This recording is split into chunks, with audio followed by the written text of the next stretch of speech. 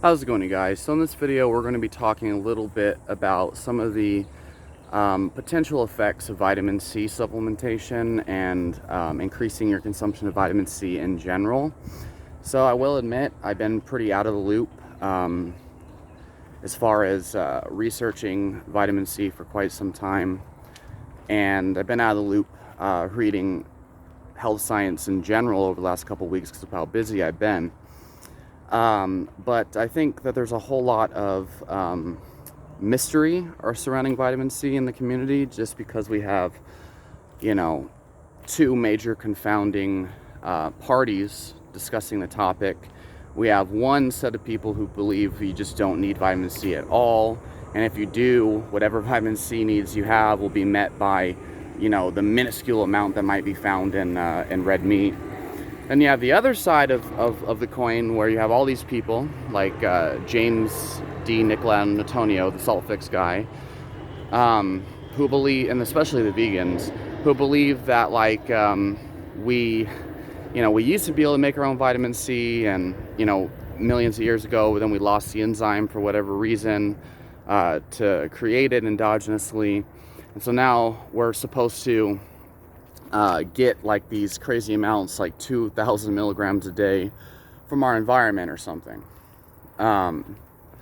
Which, by the way, you guys, if we're meant to be eating green leafy vegetables, how come no one goes out to these trees and eats some of these leaves? Why are you going to spend $6 a pound on spinach when you can go out and get it all around you? We can't digest cellulose, but anyway. And if we could, we'd just be converting it into short-chain fatty acids like all the herbivorous animals who are basically running on a ketogenic metabolism, converting these the cellulose into short-chain fatty acids in their guts that have the capacity of fermentative capacity. But anyway, let's get into this. So, vitamin C. First and foremost, it is a fact that there's quite a lot of people who seem to be doing just fine without consuming exogenous sources of vitamin C. We do have actual clinical studies done on two people from like the early 90s. We have Stefansson and another Arctic explorer who were in basically a metabolic ward. They were in an inpatient hospital facility getting all their vitals checked and things, and they were eating an all-meat diet, and didn't see any symptoms of scurvy or anything like that come up when they were eating this diet in a clinical setting. Then, of course, we do have thousands and thousands of people on these internet communities like Principia Carnivoria Facebook group, World Carnivore Tribe Facebook group that has like over 100,000 members, probably more than that. And every single day you see news stories and testimonials from these people about how they reversed all their diseases on an all-meat diet and never really found signs of scurvy even years later. We have people who have been on the diet for over a decade, Charlene Anderson and Kelly Hogan. And then we also have Alasdair Bear Stanley, who lived on that diet for over 50 years of his life. And he has like a whole PDF compiled of all of the things he experienced and found out through eating that way. So I can go on and on, but that at a basic level, we can see that a lot of people seem to do just fine without eating exogenous sources of vitamin C. Now, does that mean that everyone will be able to eat that way? Probably not. There might be a large amount of people who actually do better if they supplement ascorbic acid, or if they eat, plant foods that are high in vitamin C. So there's that.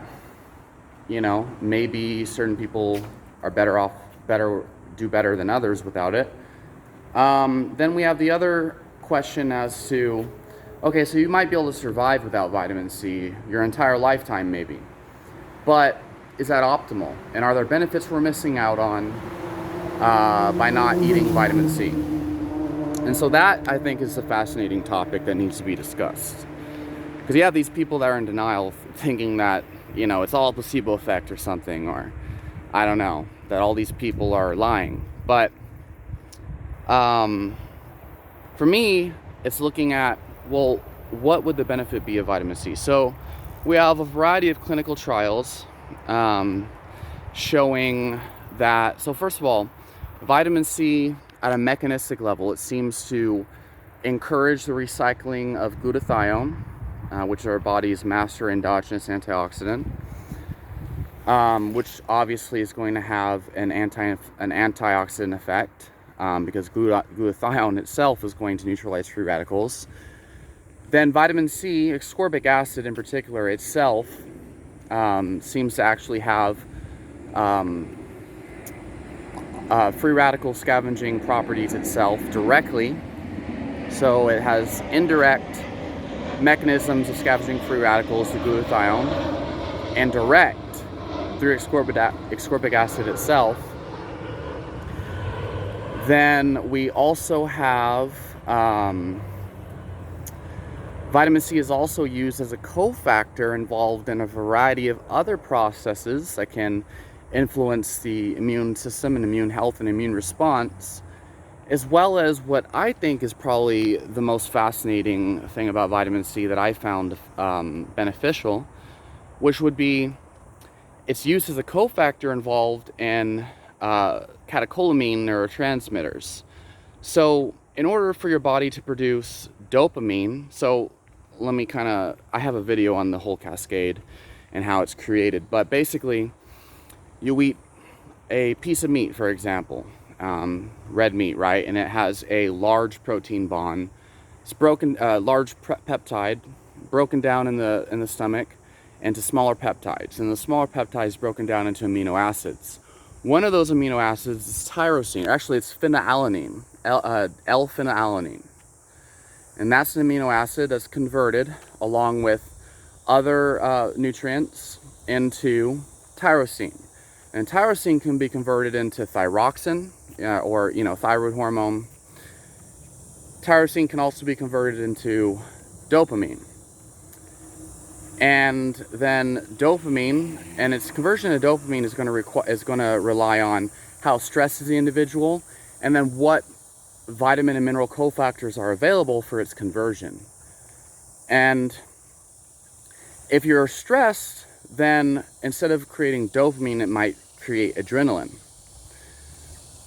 And then from there, it can convert it into noradrenaline or norepinephrine, which is involved in focus and other things.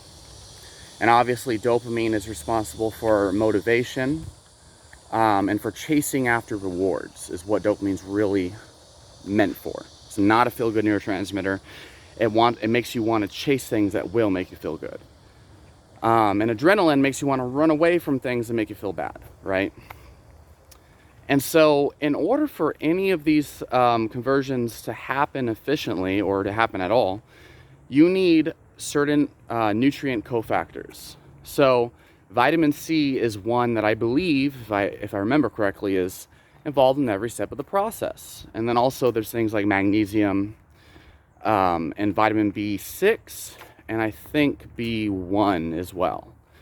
And these are all just some of the very many cofactors that are involved in the conversion into these neurotransmitters that we need, okay?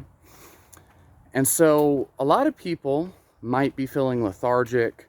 They might be feeling stressed and overwhelmed. Feeling symptoms of what a lot of people might call adrenal fatigue or high cortisol levels or adrenal burnout or something. Might just be feeling really stressed. And what a lot of these people might be lacking is enough vitamin C to actually be used as a cofactor involved in creating these neurotransmitters. So there are a lot of people, myself included, who have noticed when you supplement with ascorbic acid, you start to notice a relaxing effect. And over time, you start to notice, you just start to feel better, like you feel healthy again. It's a really strange thing, especially if you supplement vitamin C as well as a B vitamin complex. Now, hopefully that's a lower dose, because too high will make your pee turn yellow and make you feel kind of weird. Low dose vitamin B. I like the liquid vitamin B12 complex by Now Foods. Just a couple drops of that, along with the powdered ascorbic acid crystals by Now Foods. And you'll notice a mood stabilizing effect, most likely. And this probably has to do with the reduction of cortisol and the increase in production of dopamine and the other neurotransmitters that are responsible for making you feel mentally stable. So in regards to, this whole question on do we need vitamin C or not, it seems like, first of all, we have to examine what do we mean by need. Okay, do we need it to survive? Doesn't really seem that way for most people who try to live without it. Also, there seems to be trace amounts of vitamin C found in red meat, so these people who are living on that carnivore diet might be getting just enough to prevent scurvy. Who knows? So there's other anti-ascorbic properties found in various other foods that don't involve vitamin C. So to survive, maybe not. What about for energy or for reduction in stress hormones? Maybe. This might actually be one of the reasons why a lot of people feel down or feel lethargic on a carnivore diet or even a ketogenic diet. It might just be that they're not consuming enough vitamin C. It might be. I'm not saying it is, I'm saying it might be. And I actually recently saw on one of the communities that I'm following, there was a woman who was on the carnivore diet for 2 years, and she started to bruise abnormally, and she started to bruise really easily, and she was wondering what was going on. Is she missing a nutrient or something? And for me, I'm thinking this might have something to do with vitamin C, although there are other things that could possibly be the case. A lot of people who eat on the carnivore diet, nothing but red meat, somehow develop low iron over time, which is really fat. And that might actually be a lack of vitamin C, because vitamin C increases the absorption of iron. So there's people who develop low iron on a carnivore diet. That's crazy, right? Because we all think it's red meat alone that causes iron overload and whatnot. But so just a lot of interesting things to think about. And what the big thing here, though, that I think people need to understand is we have a lot of mechanistic data.